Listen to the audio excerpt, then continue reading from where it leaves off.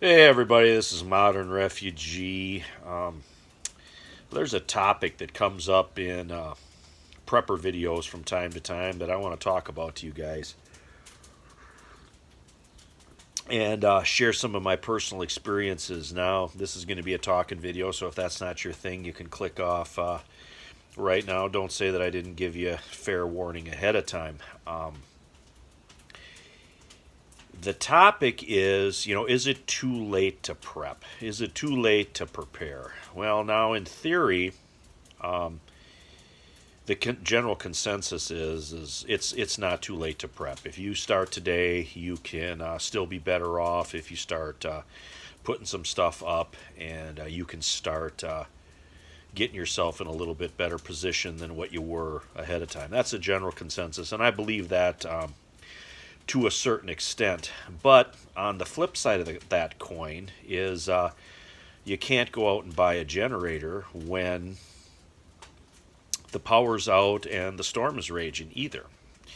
So it takes time to prepare. And it takes a certain amount of a resilient mindset to prepare as well, because you just can't get everything done in a few minutes, in a few hours. It takes time to build up to a level of preparedness that can give you a certain amount of resiliency. In America, I've noticed this in the prepping community. A lot of people think that they can buy their way out of a situation or buy their way into preparedness. That preparedness is just a checklist of things that you have to check off and get, and then you're good. And that's not necessarily so. And there's certain people. I've talked to people on all ends of the spectrum when it comes to preparedness, and there's two types of people that I want to mention right off the get-go. And one is, there's a person that doesn't want to even think about it. And I've had people tell me that. I brought up preparedness or something. And the one particular instance that I'm thinking of, the particular person was actually in a really good position to get into preparedness. They had the financial resources. They're a decent person. They like helping people out. They really were, a prime candidate to, become a prepper. And when I brought certain things up to them, I was basically told, I don't want to think about stuff like that. That's just too overwhelming to even think about. And you're not going to break that mindset. The only one that can change the only person that can change that mindset is that particular person, and that won't come unless you have some type of experience that changes that mindset. Experience is the best teacher. And on the other side of that spectrum is the overconfident. I've had people tell me, I got my food, I got my guns, I got my shit together, I'm good to go, nothing's going to faze me. Well, that ain't necessarily so either, because the nature of a SHTF situation will dictate whether your preps are right or not. And I'll give you an example. This is drawn from one of my own personal experiences, one of my own personal SHTFs that I had to take care of, and it's when my parents died. My parents died in very close proximity to each other after protracted illness, so to speak. And for me to look after that situation and to take care of them and to take care of their needs and everything that goes along with that was about a 4-year ordeal from start to finish. So SHTF for me on that personal level was a protracted thing. It took a long, long time.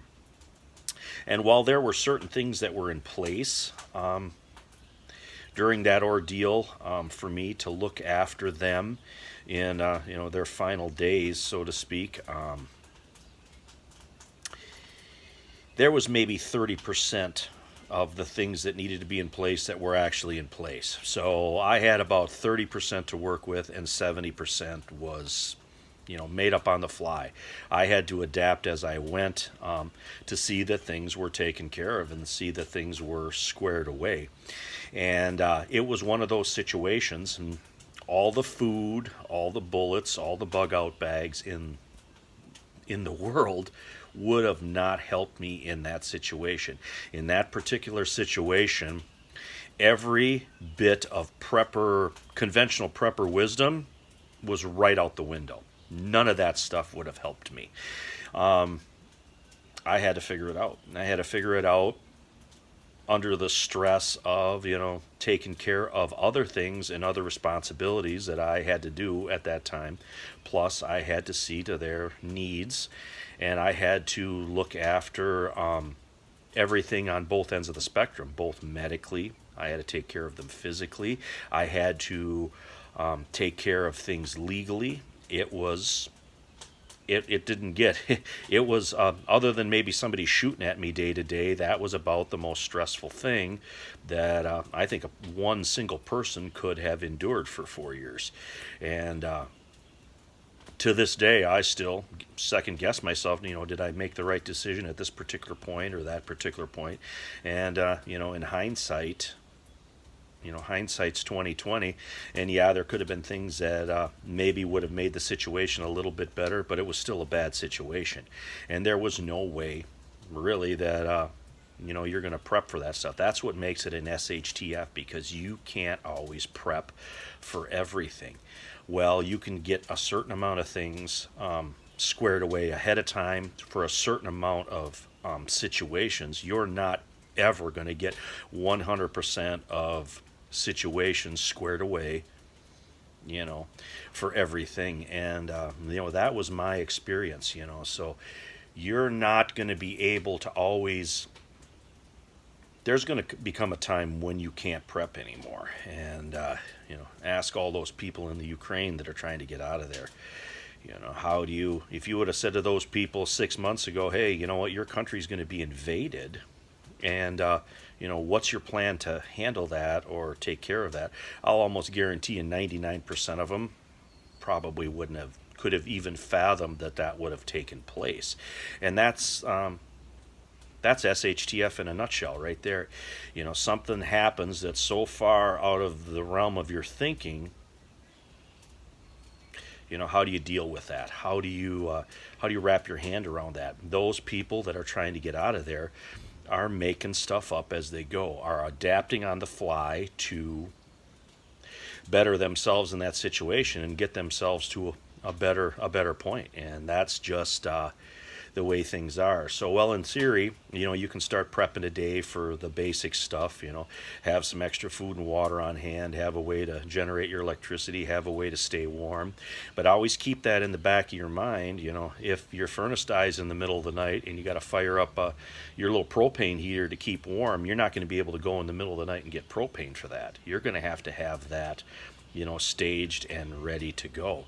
So it's always good to prepare, but you always got to keep that in the back of your mind that there's some things that you can't prepare for all the time, and you have to be ahead of time. And preparedness is a lot of work. I've had people tell me that too. Man, oh man, I don't want to, buy all this stuff and find out and go through how to, sort all this and keep it rotated, or plant a garden, or, cut firewood, or learn how to do stuff by hand. That's a lot of work. And it is a lot of work. It can be tiring, and but that's just the nature of the game. You have to put a lot of work into preparedness, and it's not something that just springs up overnight. It takes time. It takes a certain amount of forethought, and then still there might be situations that catch you completely off guard. So I wanted to bring those things up, share a little bit of my experience with you guys, and throw that out there. Something that you don't always hear in these, is it too late to prep videos. But anyway, this is Modern Refugee. Appreciate all my subscribers out there. Hopefully this video here gives you a little bit something to think about and to ponder. Learn from my experiences instead of having to learn from your own. So anyway, you guys take care.